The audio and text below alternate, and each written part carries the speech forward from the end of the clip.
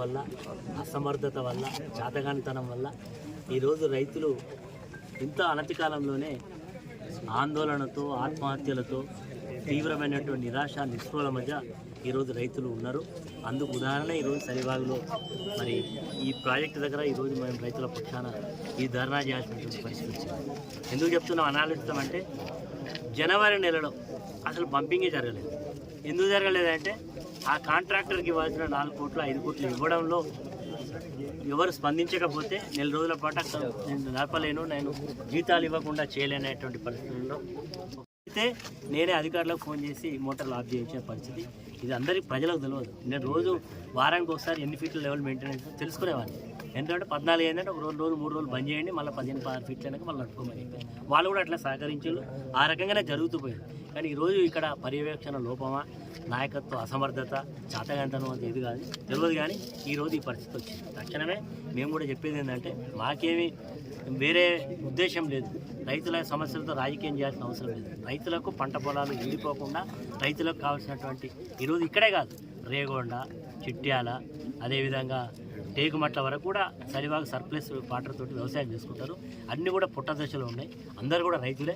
రైతులు ఆదుకోవడానికి ఆ సలివాగులో ఉండేటువంటి తూము ద్వారా సలివాగులో వాటర్ వదలాలని కూడా డిమాండ్ చేస్తాం. DBM 38 అదేవిధంగా మాకు DBM 38లో మాకు రావాల్సినటువంటి వాటర్ నీటి యొక్క వాటా మాకు రావడం లేదు. పైన వాళ్ళు ఎక్కువ వాడుకుంటా ఉన్నారు. దానివల్ల మాకు తీవ్రమైనటువంటి అన్యాయం జరుగుతున్నది. కాబట్టి ఆ DBM 38ని కంపల్సరీ చేయడానికైనా ఈ వాటర్ వదిలితే మా పంట పొలాలు రక్షించబడతాయి. ఇప్పుడు DBM 38 కోరికొత్తపల్లి వరకే వస్తున్నాయి, కిందికి రావడం లేదు. రేగొండ, చిట్యాల, టేకుమట్ల వరకు కూడా పోవాలి. దాన్ని గతంలో శాసనసభ్యుడు ఉన్నప్పుడు ఒక పర్యవేక్షణ పెట్టి మా అక్కడ దాని మీద మరి పోలీసుల సహకారంతో, మా ప్రజాప్రతినిధుల సహకారంతో చివరి వరకు తీసుకెళ్లి మేలలో రైతులు అనేది బంద్ చేయించండి అన్నప్పటిదాకా వాటర్ ఇచ్చడం. దానివల్ల చెరువులు ఎప్పుడు కూడా మత్తడి స్థాయిలో ఉండడం జరిగింది. కాలే రైతులకు రావాల్సినటువంటి ఏ విషయంలో కూడా పూర్తి నిర్లక్ష్యంతో ఈ ప్రభుత్వం వివరిస్తున్నది. కాబట్టి తక్షణమే ఈ రైతులకు ఇవ్వాల్సినటువంటి సాగునీటిని అందించడానికి ప్రభుత్వం స్పందించాలని చెప్పి డిమాండ్ చేస్తున్నాం. ఇక్కడ ఉండేటువంటి స్థానిక శాసనసభ్యుడి యొక్క అసమర్థత కూడా చాలా స్పష్టంగా కనబడుతుంది. నేను గతంలో కూడా శాసనసభ్యుడిగా ఉన్నప్పుడు ఈ పరిస్థితి వచ్చినప్పుడు నేనే ఎవరికి అవకాశం ఇవ్వకుండా ఆనాడు అధికార పక్షంలో ఉన్నా వచ్చి మరి ఆ రోజు జిల్లా పరిషత్ చైర్మన్ గారు నేను ఇద్దరం కూడా వచ్చి పంపులను ఆఫ్ చేయడం జరిగింది. నాకు ముఖ్యమంత్రి కార్యాలయం నుంచి కూడా ఫోన్లు వచ్చినా నేను ఒకటే మాట చెప్తున్నా, మా రైతులకు నీళ్లకు లెవెల్ మెయింటైన్ అయినాకనే మీకు ఇస్తాం తప్ప మా రైతుల పొలాలు ఎండబెట్టి మీకు ఇవ్వలేనని స్పష్టంగా చెప్పినాం. దానికి ముఖ్యమంత్రి గారు కూడా మరి మీరు తీసుకున్న నిర్ణయం సరైనదని కూడా చెప్పడం జరిగింది. కాబట్టి ఈరోజు కూడా ప్రభుత్వాన్ని ఒకటే పైనుండే పొలాలకు నీళ్లు పోతే ఇక్కడ ఉన్న పొలాలను ఎండగొడతామంటే మాత్రం చూస్తూ ఊరుకునే సమస్య లేదు. ఇది తక్షణమే ప్రభుత్వం స్పందించాలని చెప్పి డిమాండ్ చేస్తున్నాం.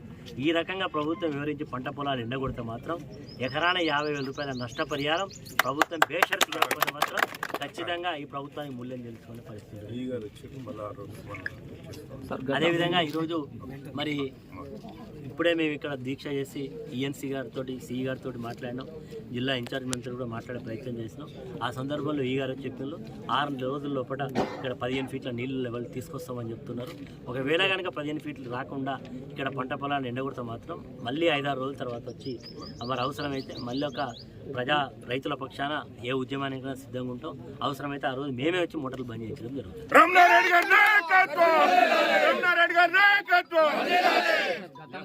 ఇలాంటి మరిన్ని తాజా వార్తల కోసం ARG న్యూస్ టీవీని సబ్స్క్రైబ్ చేయండి.